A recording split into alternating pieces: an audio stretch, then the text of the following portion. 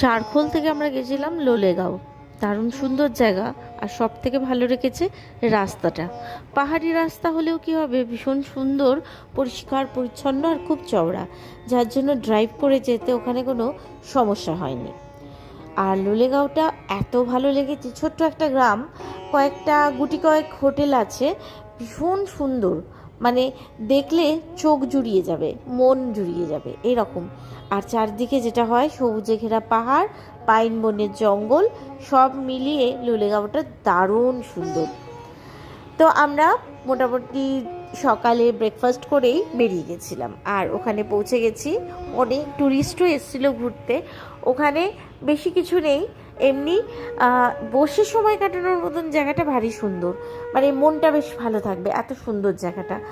আর একটা পার্ক আছে, একটা ছোট্ট বুদ্ধ মনাস্ট্রি আছে, মানে দেখলে বেশ ভালো লাগবে। সময় কাটানোর জন্য 2-3 ঘন্টা 4 ঘন্টা বেশ আদর্শ।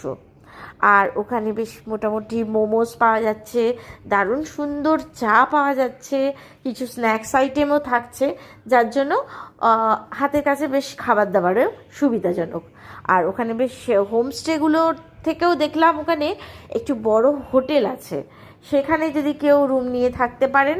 আর লোলেগাঁওয়ের যে এই পরিবেশটা এত সুন্দর, সবুজে ঘেরা মনোরম পরিবেশটা কিন্তু মনকে আকৃষ্ট করবে। আই লাভ লোলেগাঁও এর সামনে কিন্তু সকলে এসে ছবি তুলছে।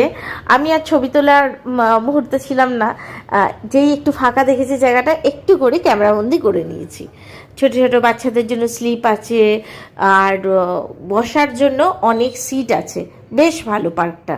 মানে ওই যে বললাম সময় কাটবে। আর এই যে দূরে হোটেলগুলো দেখা যাচ্ছে, মানে যদি আপনি 2 দিনের জন্য যান, ওই হোটেলে বসে ব্যালকনিতে বসে সত্যি গরম গরম চায়ের কাপ হাতে নিয়ে সময়টা কিন্তু দিব্যি দারুণ কেটে যায়।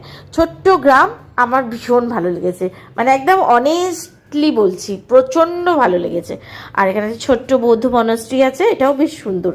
তো যাই হোক, ওখানে একটু মোমোস খেয়ে চা খেয়ে আবার রওনা দিলাম হোটেলের উদ্দেশ্যে, কারণ তার পরের দিনই আমাদের বাড়িতে ফেরার পালা। এই পাহাড়, এই সৌন্দর্য সব কিছু মনের মণিকোটায় বন্দি করে নিয়ে ফিরবো বাড়িতে। তাহলে আজকের মতন এইটুকুই। সকলে ভালো থাকবেন।